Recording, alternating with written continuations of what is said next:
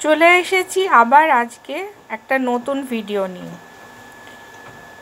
আজকে লাঞ্চের থালিতে আছে প্রথম পাতে খাওয়ার জন্য খিচুড়ি, গোবিন্দভোগের খিচুড়ি, তার সাথে পালং শাক, সব রকম সবজি দিয়ে করা চচ্চড়ি, যাকে আমরা ছ্যাঁচড়া বলে থাকি, বেগুন ভাজা, বেগুনি।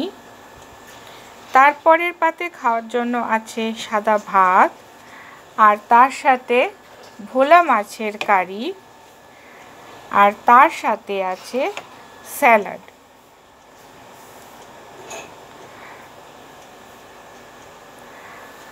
আজকে মঙ্গলবার।